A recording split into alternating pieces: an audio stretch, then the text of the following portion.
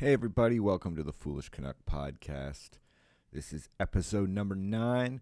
I am your host, Chris Timms, and I hope everything's doing well in your worlds. I hope, everything's groovy and all that stuff. If you listened to the last episode and you made it all the way through it, congratulations. It was our failed attempt at an election special. I tried, and I tried to write it in different ways. It went too long. There was just too much information. We didn't get to everything. And it's not our best piece of work. I'll admit that right off the get-go. But you know what? We did our best. And, it is what it is. I think I just got like political fatigue right now, like with everything going on in the United States. And I mean, our elections are pretty quick, but there's I don't know, there's nothing inspiring about any of our leaders per se, or really inspiring about any of their messages or platforms. And I find myself not caring as much right now. That's all. And it definitely comes across in the podcast, and trying to do the podcast is like, I'm trying to like get, motivated to, organize it and write it up and put it in a way that would be efficient and entertaining. I had no motivation to do it. I'd sit down and I would just blankly look at the screen, and I'd read over the things a couple times, and then I'd try to write something or organize it in a way, and I didn't care. I'd rather fucking roam ancient Greece and Assassin's Creed or something. I don't know. I think if people were coming out and being like, hey, here's like what we're going to do. We're going to help this and we're going to fix that. But like they were genuinely honest about it, or like sincere, that'd be one thing. But all you get nowadays is like attack ad this and attack that. And it's fucking, the hostility is insane. And it's like our social climate is like our political climate. It's like we're all these little cliques and these little groups. And it reminds me of like growing up. Basically up until like grade 10 and 11, in the 90s. I don't know, how old you folks are listening to this and where you lived and how it was, but at least where I was growing up, it was very cliquey for most of my youth growing up. And like I used to get the shit kicked out of me because I rode a skateboard and I listened to rock and roll music, and I lived amongst the projects where everyone listened to hip hop and played basketball. Because I was different, I got marginalized, and everyone had their little groups. You got into school and you had like your preps and your jocks and your skater kids and your punk rock kids and your thug kids, and it was just like everyone kind of stayed in their own little clique, and everyone kind of fought with each other. You'd have the odd anomalies that would go between the groups. I tended to be one of those for the most part, but I'd still get my licks. If you didn't know me, I was getting my ass kicked if we weren't in the same kind of group. And then it was like that right up until, I would say, grade 10 or 11. Because I recall, and I mentioned this, I think, on the last podcast, it was like grade 9. I finally met some people that were like me, I ended up having to become a chameleon, I think, at one point. And I would just blend into the kids and the surroundings around me. But then on my own time, with, a couple of my friends that like lived not in this city, I'd get to be my rock and roll skateboarder self, But yeah, so I think it was like grade 9, I met some people like me. And this one guy, we're walking down the hall, and this girl who I knew from, the previous year in like grade 8 at their other school, she's like, why would you hang out with him? He's so dirty. And like my friends who were, I guess you would call them in the preppier or jockier crowd that I kind of blended in with in the school prior to this one, they just didn't understand why I was hanging out with these rock and roll kids, skateboarder kids that they perceived as dirty. And then like, it was like a year or two later, I started to see like a change, like I started to see some of the gangster kids stick up for the skateboarder kids, which was like a weird an anomaly because I never saw that growing up, And then it was like, yeah, grade 10 or 11, right? It was like right before I got kicked out. I got kicked out of that school, but it was right after I got kicked out. All these groups that like never hung out or never spoke with each other were like hanging out. Like that girl who asked me, why I was hanging out with that guy because he was dirty, slept with that guy. I was like, holy shit, this is amazing. The boundaries are falling apart. Like everyone can just be who they want, and we can all get along and get it, just fucking live life and be all kosher. But I thought it was all done. I thought the tribalism was over. It got killed in high school. I'm like, that's the point of high school, you know? And then, you go off into the world and it doesn't matter. Everyone gets along. Like, I've worked in restaurants my entire life and give people from all walks of life in restaurants, And everyone just kind of jives. Not always, but most of the time, everyone just kind of jives. So here I am thinking, oh man, that's this whole tribalism shit. It's over. Like, there wasn't even that word tribalism. It was like cliques, And I'm assuming it's over. And like, fast forward to now, and it's worse than ever. It's like what went on in the schoolyards is like taking place now in the streets and in our society and in our political realms. And I'm just like, holy fuck, we're regressing. That's what's happening.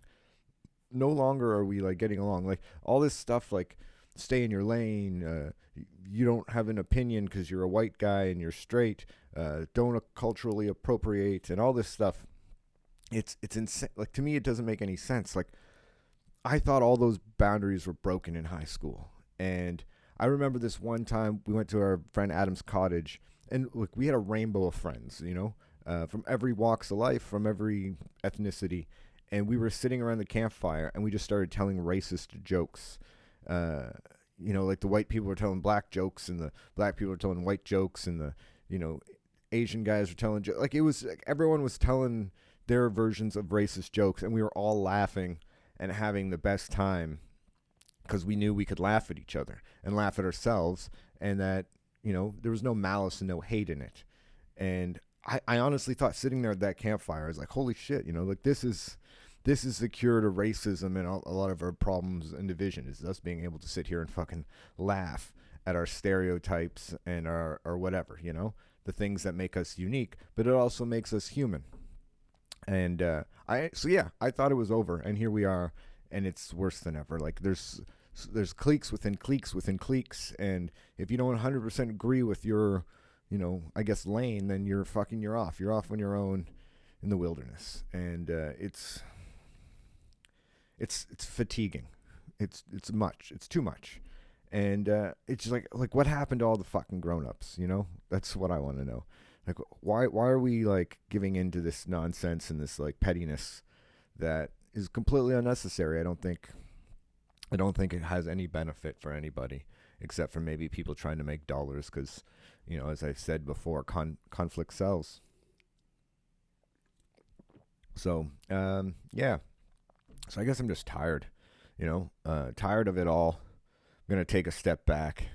I'm going to try to tune out some of this chaos and not let it, get to me. But, the only way to not let it get to you is just to not pay attention to it. And if you're not paying attention, then you don't know what the fuck you're talking about. And then you try to do these fucking goddamn election special episodes, and you're going up Schitt's Creek with a fucking turd for a paddle. That's what's happening. So anyway, that's my thought on the fucking election. But you should still go out and vote. October 21st. It's important. I'm gonna go vote. You gotta do it. Even if, just look at the four people and go, okay, who would I rather, run? And then, I don't know, YouTube a few of their fucking videos and just watch them talk. And it was like, this one sounds better, or this one sounds more like a leader. I'm not going to sit here and tell you who to vote for, or suggest who you should vote for. Just, pick a person and vote. None of them are really, spectacular. They all have their faults, and I guess in one way or another they all have their positives. See, that's me being unbiased. Yeah, so, election episode, failure. But, I'm still going to try, and I still want to try and do some themed episodes, because I've abandoned doing videos for a while because they've just not been working the way I want them to.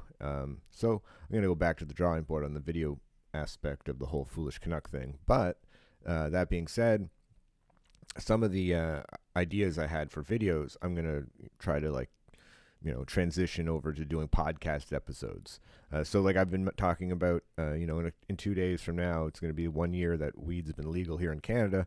So I do have a marijuana episode that's coming out that I have been working on and I've been excited about because, I smoke weed every day.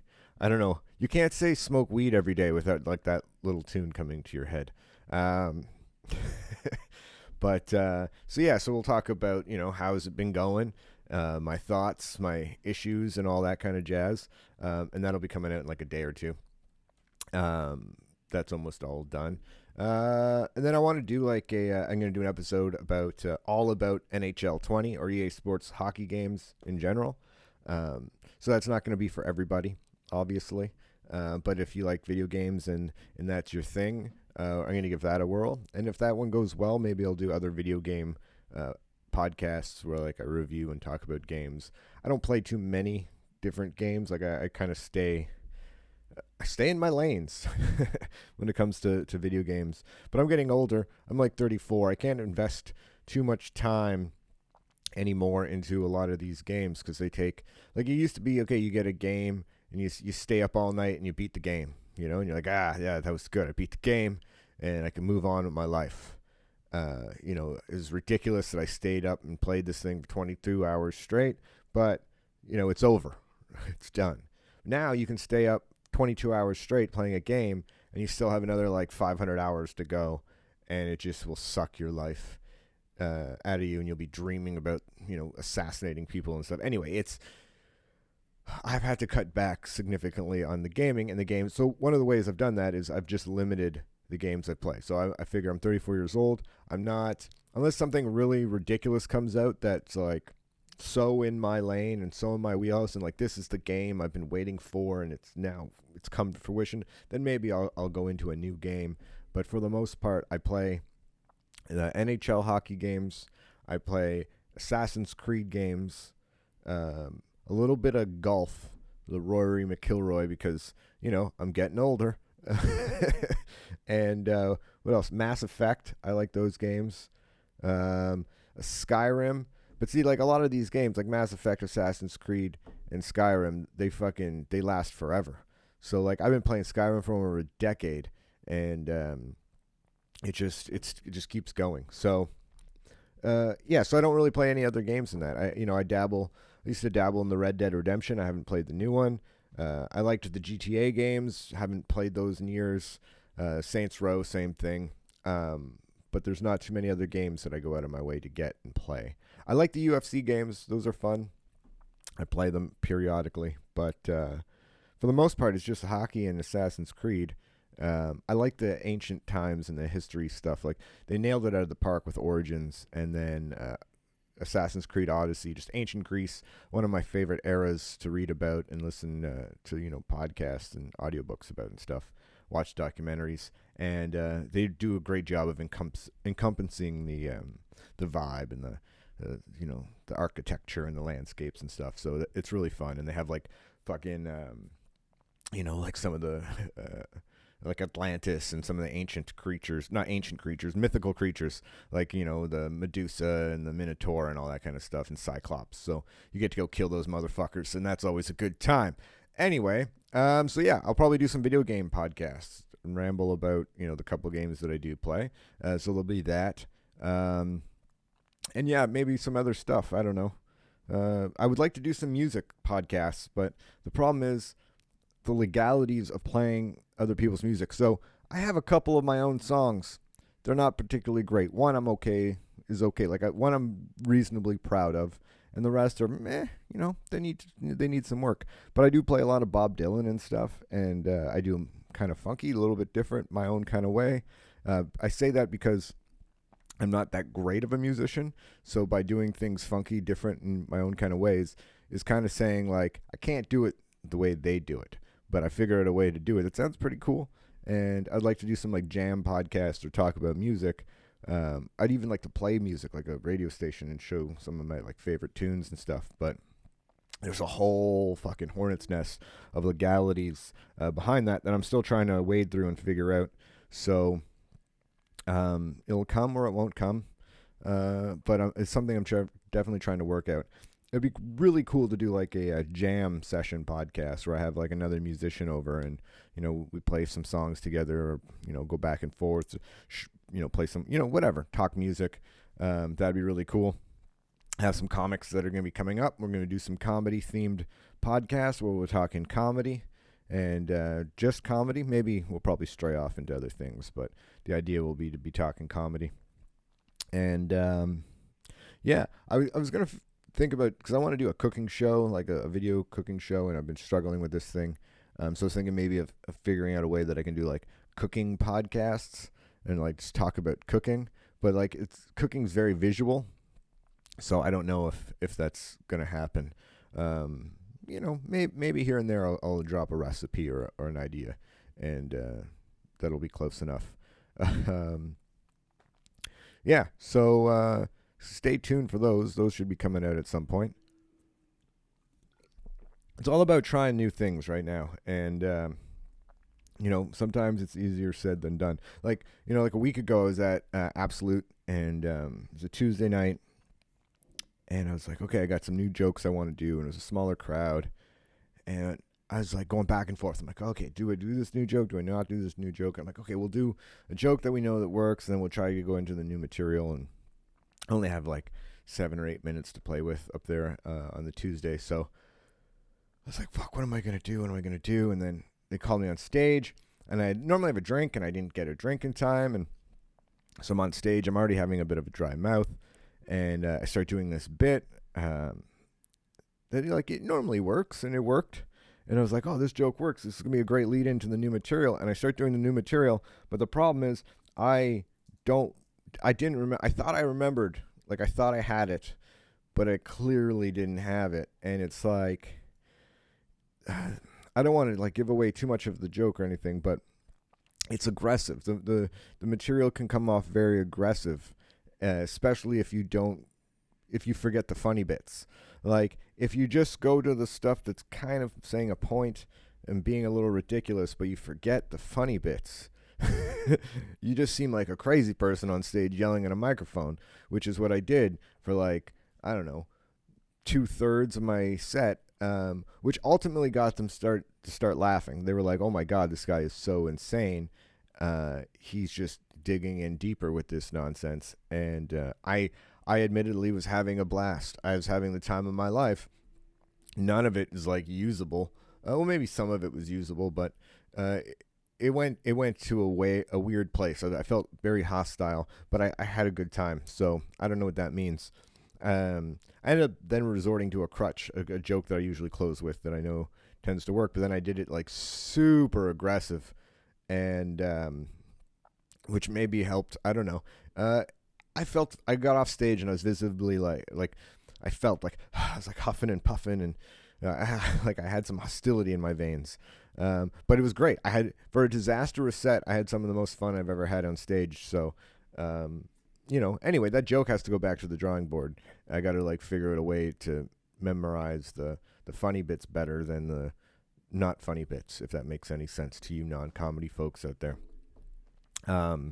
It's like the memorizing stuff. Like I don't bring notes on stage, so I try to memorize things beforehand. So like I write things down. It usually starts on my whiteboard with notes. Then I type it up on the computer, and then I write it out by hand, and then I might type it up on the computer another time. And usually by that process, I have it like locked down, or to a point where I can write, like 3 or 4, maybe 5, like bullet notes that'll trigger the memory of the entire thing, and then I'll be able to, if I just remember those 4 or 5 things, I'll be able to get through this whole bit.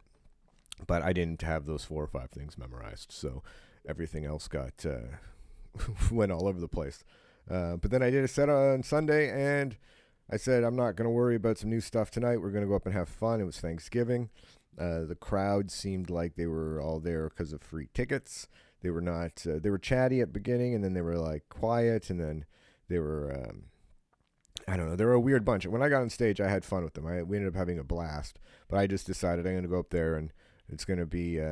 Well, so here's what happened, right? So the show was like a few minutes about to start, and the headliner wasn't there yet, nor was the middle act, or they call it the feature act, right? And I was just doing an opening spot on Sunday. Like a guest spot, right? And then so the guy running the show that night comes into the green room and he's like, "Hey, Chris, the middle act's not here. So you're going to go on stage, and if you get a light at 6 minutes, wrap it up for 7 or 8. If you don't get a light at 6 minutes, just keep going.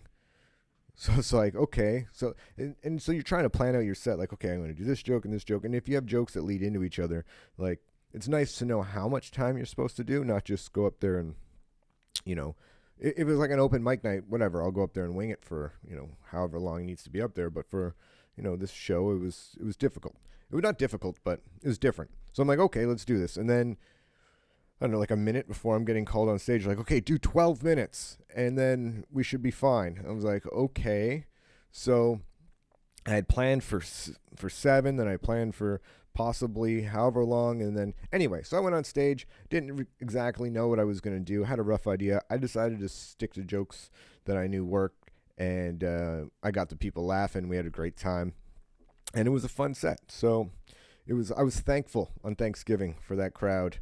And, the thing that was fucked up about that, so that's when we did the election podcast. So we did the podcast, and it's going like almost 2 hours long. And I figured, like, I left us about 2 hours. I'm like, 2 hours should be enough time. We'll do this podcast, and then we'll go to the show. But, like, we're an hour 45 in, almost an hour 50. And I'm like, shit, man, I gotta go do a show soon. And we still had, like, tons of topics to hit in my list, and that's what we ended up just abandoning it, and like we got to go to the show. So then I finished getting ready, and we fuck off to the show, and we leave, and we go do the show. We didn't stick around for the whole show. After my set, we left to come back here because me and my lady friend, we wanted to have a nice little evening, and we get off the elevator, and my fucking cat, my lady cat, is in the hallway. I live in an apartment building, and she likes to sneak out into, like, whenever I open the front door, more often than not, she likes to run out into the hallway, and she does this little prance down the hallway. She does her stretches. Sometimes she'll roll down onto the carpet, or she'll, like, sprint down the hallway back and forth, and I usually let her, and, it's no harm, no foul. She's just a little kitten being a cat, and a little kitten being a cat. She's not a kitten anymore, but, anyway. She'll always be my kitten. Is that not what they say? Like parents about their babies? Like, he'll always be my baby. I don't care that he's 34. She's a cat, but she'll always be my kitten. They both will. Anyway, so my lady cat, she's in the hallway. We're like, what the fuck? I forgot her. Well, I didn't forget her. I didn't realize she snuck out when we were leaving. But she was out in the hallway for like 2 fucking hours. So, like, we were heading out, and she was, like, up at the door, like, hey, let me go in the hallway. And I was like, no. So I picked her up, and I took her to the other end of my apartment, and I put her on the bar, and then we left. And I guess between me walking the length of my apartment and us opening the door and walking out, she snuck out underneath us, and neither of us noticed. And we went off to the fucking show, and we had some drinks, and we were debating on sticking around for some more drinks. That's the thing. And then we were in the elevator, and normally, like, before my shows, I like to have, like, I listen to, like, a song or two on my phone. And so I like to have my headphones, and I'll put them on. I'll go outside, and I'll smoke, and I'll think through my set. And so I'm in the elevator, and I didn't have my headphones, and I was like, oh, fuck, I should go back upstairs and get my headphones. And I'm like, I'm here with Katie. I'm like, it's rude. Let's just go to the show. You don't need them. You'll be fine tonight. And so I didn't come back up. If I went back up, I would have saw my cat was in the hallway. I would have put her in the apartment, and everything would have been fine. And normally I would have went back up. But for whatever reason, I was like, nah, we'll be fine. And so we went off to the show, and we came back, and she's just, like, fucking hanging out in the hallway for 2 hours. So I was like, I guess I would like to thank the people in my hallway for not stealing my cat. I really appreciate that. She was fine. Everything seemed cool. I opened up the door, and she walked right in. And but man, I felt like an asshole. I felt so bad. I was like, oh my God. It was like I abandoned my baby outside. And meanwhile, she was just on my, like, she wasn't going anywhere. Like, she would have been just stuck on the 8th floor of my building. But yeah, someone could have taken her. Someone could have, done, I don't know. There's, you have all me anyway, I have all these like ridiculous scenarios that could have went through my head, and the fact that none of them actually happened, there's no point in me thinking about all the things that could have fucking happened. But of course I'm a fucking crazy person, so that's exactly what I did. I thought of all these ridiculous scenarios that could have happened, and I was like, Jesus Christ. And so I was like, fuck, man, I feel like shit. Like, even before I went to bed that night, I was like, I hadn't left the apartment again. I knew she was inside the apartment. But still, I had to go find her, and I couldn't find her. And I was starting to get like, oh my God, where is she? I opened the door. I looked in the hallway. Of course she's not in the fucking hallway. I went and got cat treats, and I shook the treats. And she came out. She was just underneath the fucking bench. She was just out underneath the bench. She was like, anyway, I was completely irrational. I was like, I just needed to see her. I just needed to see to make sure she's inside, she's safe, and now I can go to bed and I can relax. And it was my first moment. Well, actually, no, when my male cat, Wolverine, got injured and I had to take him to the vet, that was like my first moment of realizing, oh shit, I'm like a pet parent. Like, I had that, those feelings of like dread, like, oh my God, I hope he's okay. And it was the same thing with her being left. I'm like, oh my God, I feel so horrible. It was like I forgot to pick up my child from fucking soccer practice or something. It was hilarious. But anyway, she's fine. She's doing well. They both got a little bit of a cold right now, but they're getting better. Yeah, I can't believe I just left her in the fucking hallway. Well, I didn't leave her, but you know what I mean. Yeah. Anyway, what's next? What are we at here? We're at like 26 minutes. Okay, we're doing all right in time. Wrap this up soon enough. What else do I want to talk about? Oh, Bell Canada can go fuck itself. I mean, not entirely, because I have this love-hate thing with Bell. I hate Rogers. I'm gonna go out there and say fuck Rogers. Though they are my internet provider, because I live in a building that Rogers has a monopoly on. Like, I can't get the good Bell internet service in my building or my apartment because, I don't know, Nazis or something. I haven't figured it out entirely. But so I'm stuck with getting Rogers internet, and I pay way too much for shoddy service, like service that cuts out. But I'm like, this is my option, so this is what I got to deal with.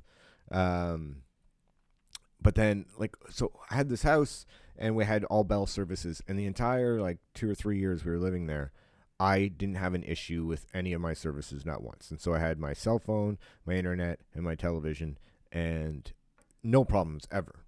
My bills were always reasonably priced and everything else. So I still have my cell phone is with Bell.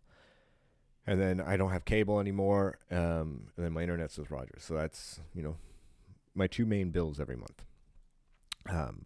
So anyway, I go get my Bell bill the other day, and I went 1.1 gig over my limit. I get 4 gigs a month of data. Now, they have this new rule in Canada or whatever. If you're going to be getting charged $50 or more for going over your data, you get like a notice. They turn off your data and you get a notice. And I got this notice, in fairness. So I'm not blaming Bell for fucking me. It's my stupidity. Or not stupidity, but ignorance, I guess. And I was just like, okay. Well, I looked, and I was like about a gig or so over. And my month was ending in like a day. So I was like, okay, well, whatever. I don't mind paying for the extra gig. I wasn't thinking that my charge was already over $50, yet I was only a gig. I was just thinking, oh, if I keep getting charged, I'll get charged up to $50. For some reason, I read it wrong. Anyway, it's my fault. It's my fucking fault. But still, it's ridiculous, because I ended up going I ended up going like 1.1 gig over my 4 gigs, and it was an $83 charge. It was almost double my fucking regular bill for fucking 1.1 gig. Like, that's absolutely that's ridiculous. So now I'm like, fuck, I want to change, providers. But then I want, like, I have a Google Pixel 2, and I want the Pixel 4, and I get a free upgrade, in March or something like that. So I'm like, fuck, I would like to, just stay with it. So I'm probably just going to end up staying with Bell. I paid my bill, and I'm just going to be more mindful of not going over my gigs. That's exactly what's just going to happen. But it just pissed me off that it's like they can $83 for an extra gig, and 1.1 gigs like is absolutely ridiculous. Like it's the most anyway. I have no point or anything. I just wanted to bitch about this a little bit, I guess, because I've never had a cell phone bill so large in my entire life, and like I didn't even mean like. So I was listening to podcasts and stuff at work, and then our Rogers, fucking Rogers. This is actually all Rogers' fault because our Wi-Fi at work kept getting cut out, and we're Rogers customers at work, and so I would be listening to podcasts, or I was listening to a radio, morning sports radio, on my phone, and I'm connected to the Wi-Fi, but the Wi-Fi kept getting cut out, so then it kept switching over to my mobile data, and it just kept eating it all up, and boom, just be careful, I guess is my point. Is like if you're with Bell or any of our cell phone providers, unless you're running your data or you need your data running at all times, I would just turn off the mobile data and turn it on when you need to use it, and then just not be connected to the internet 24/7. You don't need to get updated on Facebook every second or Twitter every second. Just stay disconnected. You'll save yourself a bunch of money. I'm doing this, and if I end up using like less than my 4 gigs significantly over the next couple of months, then I'm just going to downgrade my plan and be more responsible. I don't need to be connected all the time. I don't need to have the internet all the time. And if there's podcasts I want to listen to, I'll just try to pre-download them when I'm connected to Wi-Fi. I just got to be more responsible, but still fuck Bell and fuck that bill. But I'm still going to be a customer. I guess, like they do TSN, and TSN's the better sports network as well. So I don't know. Okay, what else? We're going to wrap this up. I made like a bunch of fucking pies the other day. So I made chicken pot pies and meat pies. And my God, they were fucking amazing. And I've been killing it on soups. I'm doing a lot of stuff with cabbage. I made like a beef cabbage and a bacon, bean, and cabbage, and I made like a Brussels sprout soup. It was really fucking good. See if I can just figure out a way to do these videos for the cooking show, at least just that, then I'll be going somewhere. If you live in Ottawa and you're like a film person and you're looking to like do behind the scenes work and you have no aspirations of on the camera, you want to help me do my on the camera with you doing the behind the scenes stuff, let me know. Send me a message at foolishcanuck.com. Go to the contact page and fire that off, because my God, it's like some of my lady friend says I need to open up a restaurant or something where I just sell soups, pies, and sandwiches, or whatever my little couple specialties are. But I think what we're going to do is I might make a bunch of soup, a bunch of these pies, and freeze it and then sell them over the holidays to people, like just people we know. And maybe start that way, like Foolish Canuck soups or something. I don't know. I tried to do this for like flea markets last year, or for this spring, but there's just so many fucking loopholes I had to jump through that I was just like, fuck it. I didn't have the time, the energy, or the money to do everything that would have been required to do what I wanted to do. But times are changing, and maybe it's time. Maybe we'll give it a go. So maybe stay tuned for that. Maybe it'll be soups and pies that you can buy from me and other things. Anyway, that's it for today, folks. Thanks a lot for listening. I got some stand-up dates that'll be coming up in November and December. Nothing set in stone. So what usually happens around this time of year is there's a lot of corporate work, so I don't get anything booked. I don't book any guaranteed days. It's like I'm on call for the next 2 months. So basically, I'll be doing a lot of corporate work. I might be around Absolute at the clubs. It'll all be as it comes up. But as things come up, I'll let you folks know. And you guys can come out and check out the shows. Probably not the corporate gigs because they're usually private functions. But you know what I'm saying. We'll figure stuff out. We'll all have some laughs together. You guys can come, and gals, and whoever. See, I'm trying to be inclusive.